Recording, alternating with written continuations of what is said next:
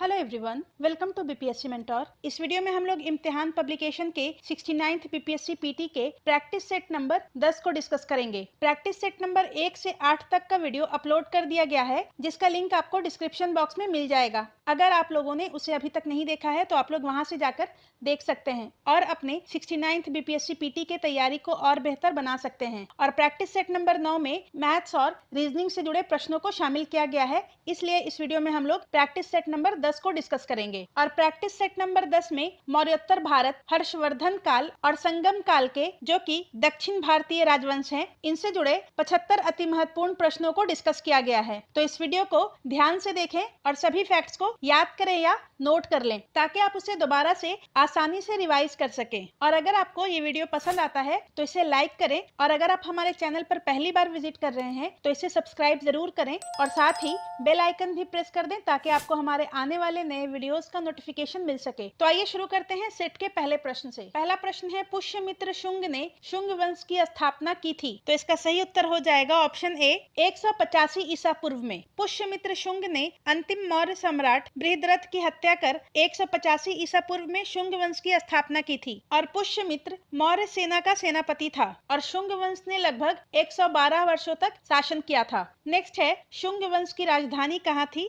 तो विदिशा थी। Option A इसका सही उत्तर हो जाएगा। नेक्स्ट है, निम्नलिखित में से किस अभिलेख से ज्ञात होता है कि पुष्यमित्र ने 2 अश्वमेध यज्ञ किया था? तो इसका सही उत्तर ऑप्शन ए होगा, अयोध्या अभिलेख। पुष्यमित्र के अयोध्या के राज्यपाल धनादेव के लेख से पता चलता है कि पुष्यमित्र ने 2 अश्वमेध यज्ञ किए थे और इन यज्ञों को कराने का श्रेय पतंजलि को जाता है, और पतंजलि इन दोनों यज्ञ के पुरोहित थे। नेक्स्ट है, भरहुत स्तूप का निर्माण किस शासक ने करवाया था? तो पुष्यमित्र शुंग ने करवाया था। ऑप्शन सी इसका सही उत्तर हो जाएगा। भरहुत स्तूप का निर्माण पुष्यमित्र शुंग के द्वारा करवाया गया था। नेक्स्ट है, निम्नलिखित में से कौन सा कथन गलत है? पहला कथन है, शुंग वंश का अंतिम शासक देवभूति था। तो ये सही है। शुंग काल में ही पाटलिपुत्र पर यवन आक्रमणकारी डेमेट्रियस का आक्रमण हुआ था। तो ये भी सही है। पुष्यमित्र के शासन काल में तक्षशिला के राज्य एंटिया कार्डिकस के राजदूत हेलियोडोरस ने विदिशा में गरुड़ स्तंभ की स्थापना किया था।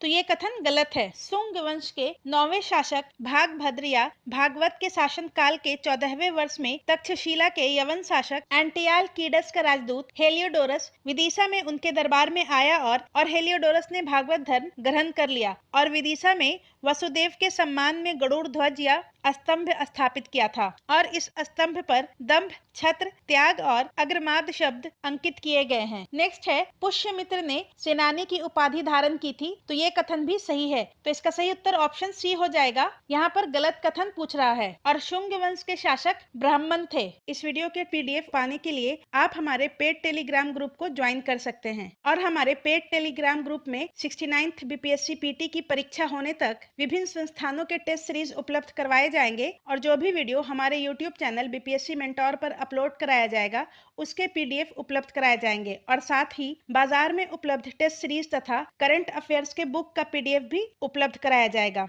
और इस पेड टेलीग्राम ग्रुप में जुड़ने के लिए आपको मात्र 99 रुपीज का शुल्क देना होगा, जिसे आप हमारे यूपीआई आईडी bpscmentor@apl पर पेमेंट करके स्क्रीनशॉट और अपना नाम तथा टेलीग्राम नंबर हमारे व्हाट्सएप नंबर 9599548587 पर भेज सकते हैं, और उसके बाद आपको पेड टेलीग्राम ग्रुप में ऐड कर दिया जाएगा। नेक्स्ट है, निम्नलिखित कथन पर विचार कीजिए। पहला कथन है, शुंग कालीन समाज वर्णाश्रम पर आधारित था। ये सही है। मनु स्मृति शुंग काल की रचना है और इसमें वर्णाश्रम धर्म के नियमों का उल्लेख है। तो ये भी सही है। मनु स्मृति के अनुसार निम्न जाति का व्यक्ति लोभवश उच्च जाति के पेशे को अपनाता है तो राजा को चाहिए कि वह उसकी संपत्ति जब्त कर ले तथा उसे देश से निकाल दे। तो ये कथन भी सही है। तो इसका सही उत्तर ऑप्शन डी हो जाएगा। 1, 2 और 3 ये तीनों सही है। नेक्स्ट है, निम्नलिखित कथन पर विचार कीजिए। पहला कथन है, शुंग कालीन समाज में बाल विवाह का प्रचलन नहीं था। तो ये गलत है। शुंग कालीन समाज में बाल विवाह का प्रचलन था और शुंग काल में 8 से 12 वर्ष की आयु में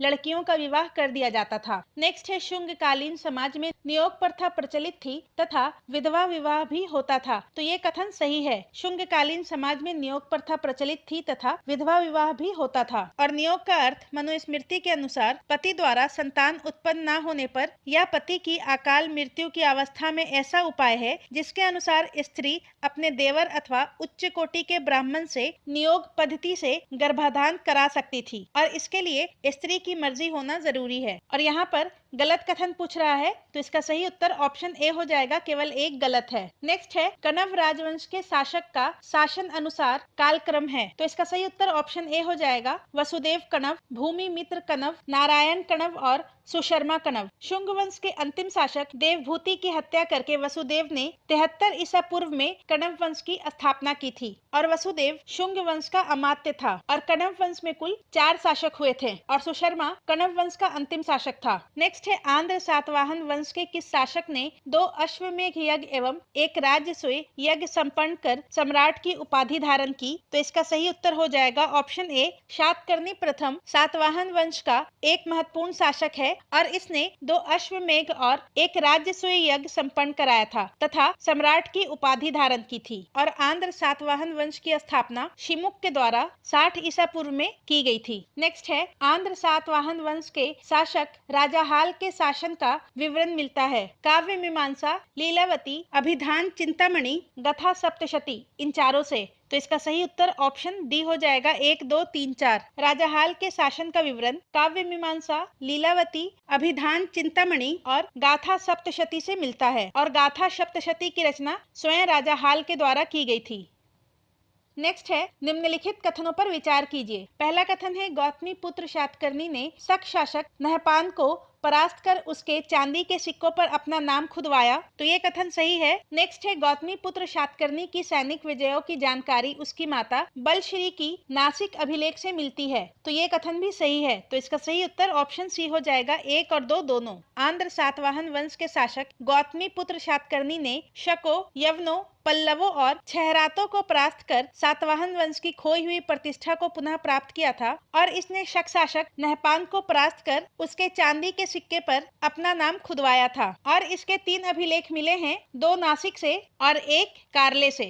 नेक्स्ट है शकों को पराजित करने के उपलक्ष्य में किस सातवाहन शासक को शक यवन पहलव किसुदनस कहा गया, तो इसका सही उत्तर हो जाएगा ऑप्शन बी, गौतमी पुत्र शातकर्णी को। सातवाहन शासक गौतमी पुत्र शातकर्णी को शकों को पराजित करने के उपलक्ष्य में शक यवन पहलव किसुदनस कहा गया और इसने 106 ईस्वी से 130 ईस्वी तक शासन किया है और इसका साम्राज्य विस्तार उत्तर में मालवा से लेकर दक्षिण में कर्नाटक तक फैला हुआ था। नेक्स्ट है आंध्र सातवाहन वंश का अंतिम शासक कौन था, तो इसका सही उत्तर हो जाएगा ऑप्शन डी, चतुर्थ पुलमावी। सातवाहन वंश की स्थापना शिमुक के द्वारा की गई थी और इसका अंतिम शासक चतुर्थ पुलमावी था। नेक्स्ट है सातवाहन की शासकीय भाषा थी, तो इसका सही उत्तर हो जाएगा ऑप्शन बी, प्राकृत। सातवाहन वंश की शासकीय भाषा प्राकृत थी और इस वंश के शासक हाल ने गाथा सप्तशती नामक प्राकृत में एक काव्य की रचना की थी। नेक्स्ट है किस सातवाहन शासक के दरबार में गुणाढ्य तथा सर्ववर्मन विद्वान रहते थे, तो इसका सही उत्तर है ऑप्शन बी, राजा हाल। सातवाहन शासक राजा हाल के दरबार में गुणाढ्य तथा सर्ववर्मन नाम के विद्वान रहते थे। गुणाढ्य ने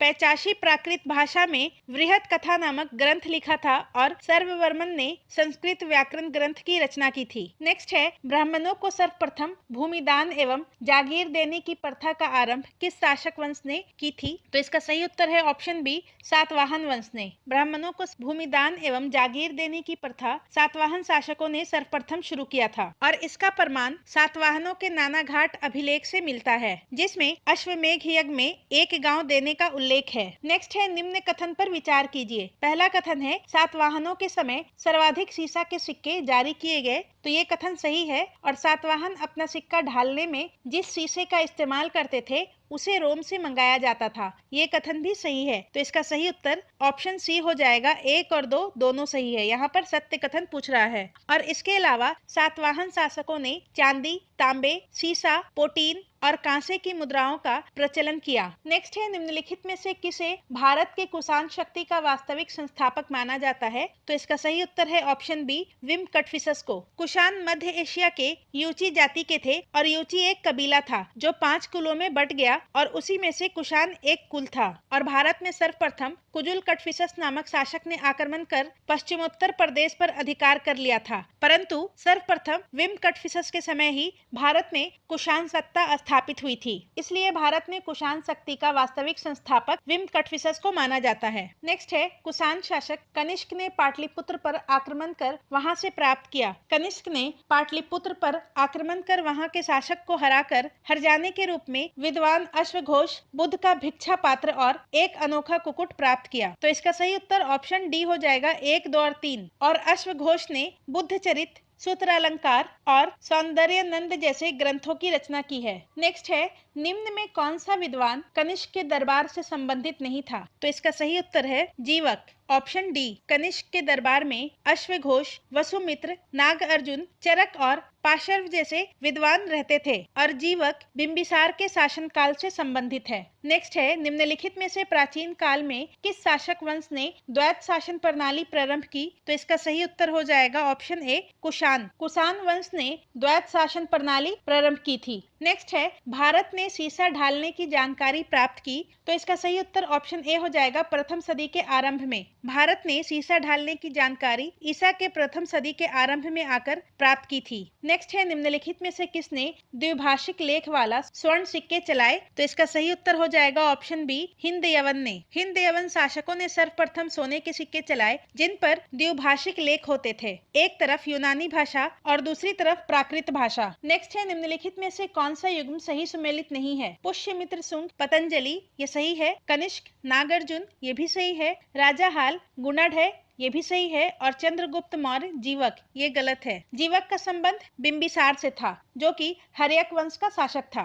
नेक्स्ट है, निम्नलिखित कथनों पर विचार कीजिए। पहला कथन है, कुषाणों ने सोना एवं तांबे के सिक्के जारी किए। तो ये सही है और कुषाणों ने ही सर्वाधिक शुद्ध स्वर्ण सिक्के जारी किए। तो ये भी सही है। कुषाणों ने सोना एवं तांबे के सिक्के जारी किए और कुषाणों ने ही सर्वाधिक शुद्ध सोने के सिक्के जारी किए थे और सर्वाधिक सोने के सिक्के गुप्त शासकों ने जारी किए थे। तो इसका सही उत्तर ऑप्शन सी हो जाएगा, 1 और 2 दोनों सही है। नेक्स्ट है, गांधार मूर्ति कला के संदर्भ में निम्नलिखित में से कौन सा कथन गलत है? पहला कथन है, यह विशुद्ध रूप से बौद्ध धर्म से संबंधित धार्मिक प्रस्तर मूर्ति कला है। तो ये सही है। इस कला का उदय कनिष्क प्रथम के समय हुआ, ये भी सही है। गांधार शैली में स्वात घाटी के भूरे रंग का पत्थर या काले स्लेट का पत्थर इस्तेमाल होता था, ये कथन भी सही है। और गांधार शैली में बुद्ध की मूर्तियां केवल खड़े हुए में बनाए गए, तो ये गलत है। गांधार शैली के अंतर्गत बुद्ध की मूर्तियां आसन अर्थात बैठे या अस्थानक मतलब के खड़े हुए दोनों मुद्राओं में बनाए गए हैं। तो इसका सही उत्तर ऑप्शन डी हो जाएगा। नेक्स्ट है, मौर्योत्तर काल में शतमान सिक्का किसका बना होता था? तो इसका सही उत्तर है चांदी का। मौर्योत्तर काल में नगरों में विभिन्न प्रकार के सिक्कों का प्रचलन था। सोने के मुख्य सिक्के निष्क, स्वर्ण तथा पर्ण थे और शतमान सिक्के चांदी के बने होते थे और काकिनी सिक्का तांबे तथा रांगे का बनता था। नेक्स्ट है, निम्न कथनों में कौन सा कथन गलत है? पहला कथन है, कुषाणों ने बड़े मात्रा में सोने के सिक्के जारी किए जिनका उपयोग दैनिक जीवन में व्यापारिक लेन देन के लिए किया जाता था। तो ये गलत है। कुषाणों ने बड़ी मात्रा में सोने के सिक्के जारी किए परंतु उन्होंने अपने दैनिक जीवन में व्यापारिक लेन देन के लिए तांबे के सिक्के का प्रयोग किया।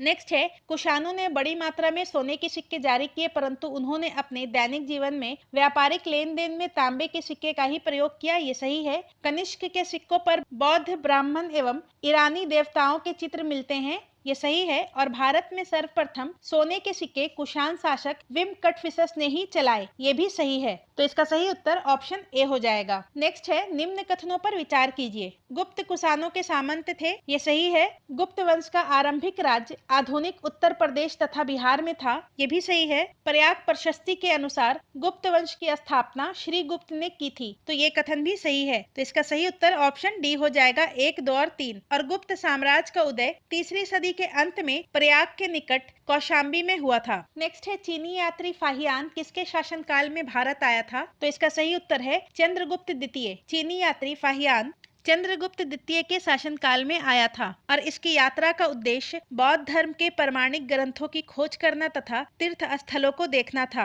और फाहियान के यात्रा वृत्तांत का नाम फोकुकी है। नेक्स्ट है, निम्नलिखित में से कौन सा कथन गलत है? पहला कथन है, प्रयाग प्रशस्ति प्रयागराज स्थित अशोक स्तंभ अभिलेख से समुद्रगुप्त के सैन्य अभियान के बारे में जानकारी मिलती है। तो ये सही है। प्रथम चरण में समुद्रगुप्त ने आर्यावर्त या उत्तरी भारत के 9 शासकों को पराजित किया, ये भी सही है। समुद्र ने अपने विजय अभियान को पूरा करने के पश्चात उसने अश्वमेघ यज्ञ संपन्न किया, ये भी सही है। और समुद्रगुप्त महाराज धीराज की उपाधि धारण की थी, तो ये गलत है। महाराज धीराज की उपाधि चंद्रगुप्त प्रथम ने धारण की थी और समुद्रगुप्त को विसेंट स्मिथ द्वारा भारत का नेपोलियन कहा गया था। तो इसका सही उत्तर ऑप्शन डी हो जाएगा। नेक्स्ट है, प्रयाग प्रशस्ति स्तंभ लेख में किसे लिच्छवी दौहित्र कहा गया? तो इसका सही उत्तर है ऑप्शन सी, समुद्रगुप्त को। समुद्रगुप्त को हरिसेन द्वारा लिखी प्रयाग प्रशस्ति में लिच्छवी दौहित्र भी कहा गया है और समुद्रगुप्त को कविराज के नाम से भी जाना जाता है। नेक्स्ट है, निम्नलिखित में से किस विद्वान ने समुद्रगुप्त को भारत का नेपोलियन कहा था? तो इसका सही उत्तर है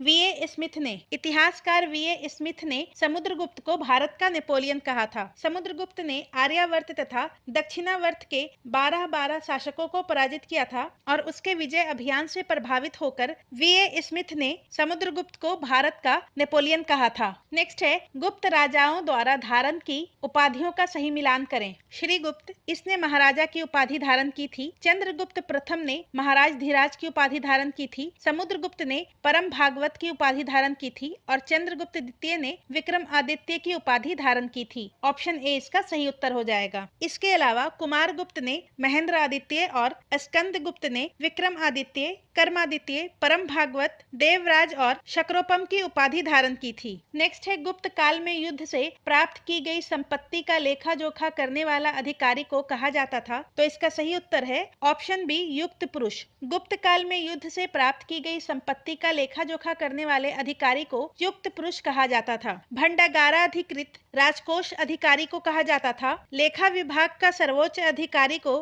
महाअक्षपटलिक कहा जाता था और अग्रहारिक दान विभाग का प्रधान को कहा जाता था। नेक्स्ट है, गुप्तकालीन प्रशासनिक इकाई का आरोही क्रम है। इसका सही उत्तर ऑप्शन ए हो जाएगा, देश या राष्ट्रभक्ति, विषय, बीथी, पेथ और ग्राम। नेक्स्ट है, गुप्तकालीन प्रशासन व्यवस्था में नगर के मुख्य अधिकारी को क्या कहा जाता था? तो इसका सही उत्तर हो जाएगा ऑप्शन डी, पुरपाल। गुप्तकालीन प्रशासन व्यवस्था में नगर के मुख्य अधिकारी को पुरपाल कहा जाता था और इसका पता जूनागढ़ लेख से मिलता है। नेक्स्ट है, गुप्त काल के किस अभिलेख में यह उल्लेख मिलता है कि विशाल सूर्य मंदिर का निर्माण एवं मरम्मत रेशम बुनकरों की श्रेणी द्वारा किया गया? तो इसका सही उत्तर हो जाएगा ऑप्शन ए, मंदसौर अभिलेख। मंदसौर अभिलेख से यह पता चलता है कि विशाल सूर्य मंदिर का निर्माण एवं मरम्मत रेशम बुनकरों की श्रेणी द्वारा किया गया और मंदसौर अभिलेख की रचना वात्स भट्टी ने की थी। नेक्स्ट है, गुप्त राजाओं ने सर्वाधिक स्वर्ण मुद्राएं जारी की। इनकी स्वर्ण मुद्राओं को अभिलेखों में क्या कहा गया?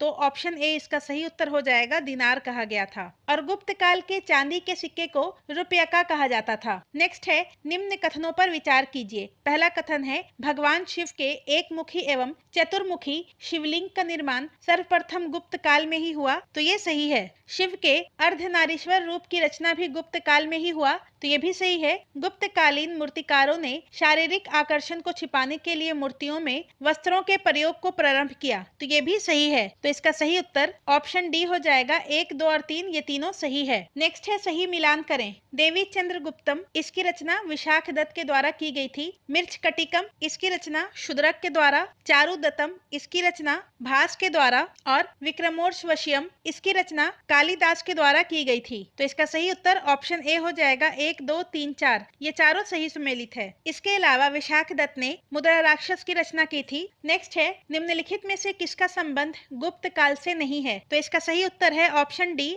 चरक। चरक का संबंध कनिष्क काल से है, जबकि ब्रह्मीर, आर्यभट्ट और वाग्यभट्ट ये तीनों गुप्त काल से संबंधित हैं। नेक्स्ट है, 6ठी सदी के उत्तरार्ध में पुष्यभूति वंश का उदय भारत के किस राज्य में हुआ? तो इसका सही उत्तर है हरियाणा में। पुष्यभूति वंश का उदय भारत के हरियाणा के थानेश्वर में हुआ था और इस वंश का संस्थापक पुष्यभूति था और इसका सबसे महान शासक हर्षवर्धन था। नेक्स्ट है, हर्ष के अभिलेखों और हर्षचरित में उल्लेख शब्दों में से कौन सुमेलित नहीं है? पहला है संधि विग्रहक, युद्ध और शांति का मंत्री, ये सही है। महाबलाधिकृत सेनापति, ये भी सही है। कटुक, राजवंश से संबंधित अधिकारी, तो ये गलत है। कटुक गज सेना का प्रधान होता था। यमचेट्टी स्त्रियों के संरक्षक थे और कुमार अमात्य राजवंश से संबंधित अधिकारी था। नेक्स्ट है, हर्ष की सैन्य व्यवस्था के संबंध में कौन सा कथन सत्य है? पहला कथन है हर्ष की सैन्य व्यवस्था को चतुरांगनी कहा जाता था, ये सही है। कुंतल घुड़सवार सेना का प्रधान था, ये कथन भी सही है।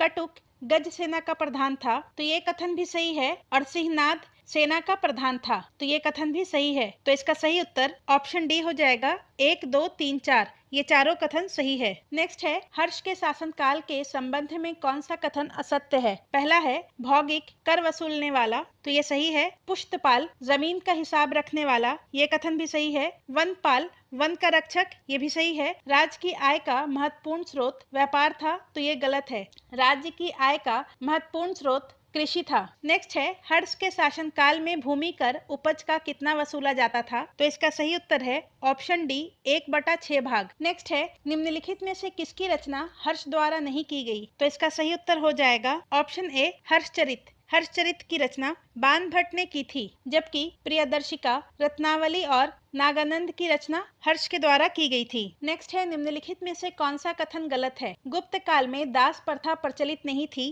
तो ये कथन गलत है। गुप्त काल में दास प्रथा का प्रचलन था और नारद स्मृति से दासों की एक सूची प्राप्त होती है जो 15 प्रकार के थे और दासों को आर्थिक कार्यों में न लगाकर मुख्यतः घरेलू कार्यों में लगाया जाता था। गुप्त काल में पर्दा प्रथा का प्रचलन हो चुका था, ये सही है। गुप्त काल के एरन अभिलेख से सती प्रथा का प्रचलन का प्रमाण मिलता है, तो ये भी सही है। गुप्त काल में उत्तर भारत में देवदासी प्रथा के भी साक्ष्य प्राप्त होते हैं, तो ये भी सही है। तो इसका सही उत्तर ऑप्शन ए हो जाएगा। गुप्त काल में दास प्रथा प्रचलित नहीं थी, ये गलत है। नेक्स्ट है, गुप्त काल में नहीं जोती जाने वाली भूमि को कहा जाता था, तो इसका सही उत्तर है ऑप्शन डी, खील। गुप्त काल में नहीं जोती जाने वाली भूमि को खील कहा जाता था। वास्तु, वास करने योग्य भूमि को कहा जाता था। क्षेत्र, खेती के लिए उपयुक्त भूमि को कहा जाता था। अपरहत, बिना जोती हुई जंगल की भूमि को कहा जाता था और औदक, दलदली भूमि को कहा जाता था। और अमरकोश में 12 प्रकार की भूमि का उल्लेख मिलता है। नेक्स्ट है, ह्वेनसांग को निम्न में से किस उपनाम से जाना जाता है?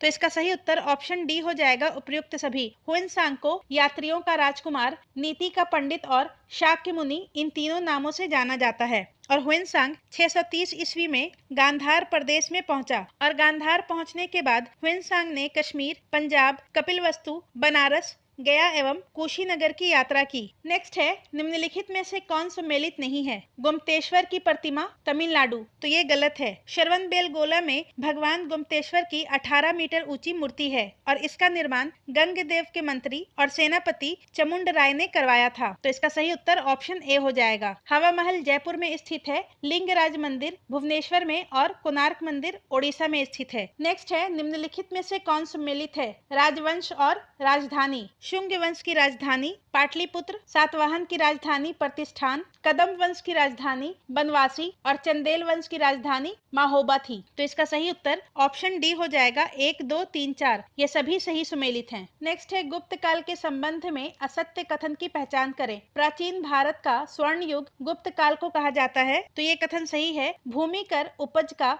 1/4 भाग था, तो ये गलत है। भूमि कर उपज का 1/6 भाग था। गुप्त काल का संस्थापक श्री गुप्त था, तो ये भी सही है। और गुप्त संवत की स्थापना चंद्रगुप्त प्रथम ने की थी, तो ये कथन भी सही है।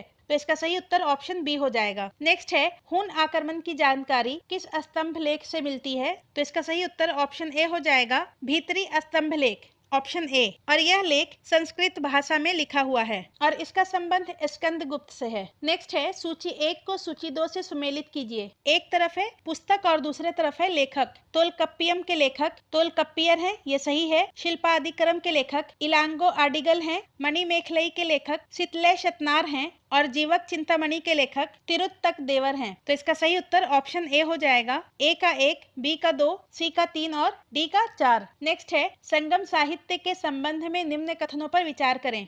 शिल्पादिकरम तमिल साहित्य का इलियड, ये सही है। मणिमेखलय तमिल साहित्य का महाकाव्य या रामायण, तो ये गलत है। कुरल तमिल साहित्य का ओडिसी, ये भी गलत है। और तोलकाप्पियम तमिल साहित्य का पहला व्याकरण ग्रंथ, तो ये सही है। तो इसका सही उत्तर ऑप्शन बी हो जाएगा। 1 और 4 सही कथन पूछ रहा है। नेक्स्ट है, संगम युग के दौरान दक्षिण भारत पर 3 राजवंशों का शासन था। तो इसका सही उत्तर है चेर, चोल और पांड्य, ऑप्शन डी। नेक्स्ट है, निम्नलिखित में से कौन सा कथन पांड्य वंश के बारे में सही नहीं है। पहला कथन है, इस वंश के संरक्षण में तीनों संगम का आयोजन हुआ, तो ये सही है। इन लोगों के बारे में सर्वप्रथम जानकारी मेगास्थनीज की इंडिका से मिलती है, ये भी सही है। नेडियोन पांड्य वंश का संस्थापक था, तो ये भी सही है। मेगास्थनीज के अनुसार पांड्य राज्य का शासन व्यवस्था में पितृसत्तात्मक लक्षण था, तो ये गलत है। मेगास्थनीज के अनुसार पांड्य राज्य की शासन व्यवस्था किसी महिला के हाथ में केंद्रित थी, अर्थात मातृसत्तात्मक लक्षण था। तो इसका सही उत्तर ऑप्शन डी हो जाएगा। नेक्स्ट है, पांड्य वंश के किस शासक ने निर्दोष कोवलन को फांसी की सजा दी। तो इसका सही उत्तर हो जाएगा ऑप्शन बी, नेडुंजेलियन ने। पांड्य वंश के नेडुंजेलियन ने निर्दोष कोवलन को फांसी की सजा दी थी और सत्य की जानकारी के बाद नेडुंजेलियन ने आत्महत्या कर ली थी। नेक्स्ट है, पांड्य वंश के संस्थापक नेडियोन के बारे में निम्न में से कौन सा कथन सही है। इसने समुद्र पूजा की प्रथा को शुरू किया था, ये सही है। पहरुली नदी पर एक बांध का निर्माण कराया, ये भी सही है। सिंचाई व्यवस्था पर ध्यान दिया, ये भी सही है। तो इसका सही उत्तर ऑप्शन डी हो जाएगा। उपयुक्त में से सभी सही है। नेक्स्ट है, चोल वंश के बारे में सर्वप्रथम जानकारी किससे मिलती है। तो इसका सही उत्तर हो जाएगा ऑप्शन डी, पाणिनि के अष्टाध्यायी से। चोल वंश के बारे में सर्वप्रथम जानकारी पाणिनि के अष्टाध्यायी से मिलती है। नेक्स्ट है, संगम युग में उरैयूर किस लिए विख्यात था। तो इसका सही उत्तर हो जाएगा ऑप्शन सी, कपास के व्यापार का महत्वपूर्ण केंद्र। और उरैयूर चोल वंश की राजधानी थी। नेक्स्ट है, वेननी के युद्ध में चेर और पांड्य वंश की संयुक्त सेना को किस चोल शासक ने पराजित किया था। तो इसका सही उत्तर हो जाएगा ऑप्शन सी, करिकाल। करिकाल चोल वंश का सबसे महत्वपूर्ण शासक था और इसे जले हुए पैर वाला शासक भी कहा जाता है। और इसने वेन्नी के युद्ध में चेर और पांड्य वंश के संयुक्त सेना को पराजित किया था। नेक्स्ट है, संगम चोल वंश में उरैयूर के स्थान पर किस स्थान को राजधानी स्थापित की गई थी। तो इसका सही उत्तर हो जाएगा ऑप्शन डी, पुहार। नेक्स्ट है, निम्नोक्त राजवंशों में से किसने श्रीलंका एवं दक्षिण पूर्व एशिया को जीता था। तो इसका सही उत्तर है ऑप्शन सी, चोल। नेक्स्ट है, संगम कालीन चेर वंश का राजकीय चिन्ह क्या था। तो इसका सही उत्तर है ऑप्शन ए, धनुष। चेर वंश का राजकीय चिन्ह धनुष था। बाघ चोल वंश का राजकीय चिन्ह था और मछली पांड्य वंश का राजकीय चिन्ह था। नेक्स्ट है, संगम काल के दौरान करूर किसके लिए प्रसिद्ध था। तो इसका सही उत्तर हो जाएगा मोतियों के लिए, ऑप्शन सी। नेक्स्ट है, चेर वंश के इतिहास में किस शासक को अनेक हाथियों वाला शासक कहा गया। तो इसका सही उत्तर हो जाएगा ऑप्शन बी, कुट्टूवंत को। कुट्टूवंत को अनेक हाथियों वाला शासक कहा गया था। नेक्स्ट है, पेरिपल्स ऑफ द एरिथ्रियन सी नामक ग्रंथ से किसकी जानकारी प्राप्त होती है। तो इसका सही उत्तर हो जाएगा वाणिज्य व्यापार के बारे में, ऑप्शन ए। और इससे एरिकामेडू से रोम के साथ व्यापार करने का साक्ष्य मिला है। नेक्स्ट है, निम्न में से कौन सा मिलान सही नहीं है। प्रथम संगम के अध्यक्ष अगस्त्य थे, ये सही है। द्वितीय संगम के अध्यक्ष अगस्त्य और तोलकप्पियर थे, ये भी सही है। और तृतीय संगम के अध्यक्ष नक्कीरर थे, तो ये भी सही है। तो इसका सही उत्तर ऑप्शन डी हो जाएगा। उपयुक्त में से कोई नहीं, ये तीनों सही सुमेलित है। नेक्स्ट है, कपाटपुरम में संपन्न द्वितीय संगम का एकमात्र शेष ग्रंथ कौन सा है। तो इसका सही उत्तर हो जाएगा ऑप्शन ए, तोलकप्पियम। और तृतीय संगम का शेष ग्रंथ शिल्पादिक्रम है। नेक्स्ट है, मेहरौली का लौह स्तंभ किस शासक से संबंधित है। तो इसका सही उत्तर हो जाएगा ऑप्शन डी, चंद्रगुप्त द्वितीय। नेक्स्ट है, गुप्त काल में उत्तर भारतीय व्यापार निम्नलिखित में से किस एक पत्तन से संचालित होता था। तो इसका सही उत्तर है ऑप्शन ए, ताम्रलिप्ति। गुप्त काल के दौरान उत्तर भारतीय व्यापार ताम्रलिप्ति नामक बंदरगाह से होता था। नेक्स्ट है, संगम काल के मुख्य देवता थे। तो इसका सही उत्तर हो जाएगा ऑप्शन डी, मुरुगन। संगम काल के मुख्य देवता मुरुगन थे। तो आज की वीडियो में बस इतने ही। अगले वीडियो में हम लोग प्रैक्टिस सेट नंबर 11 को डिस्कस करेंगे। धन्यवाद।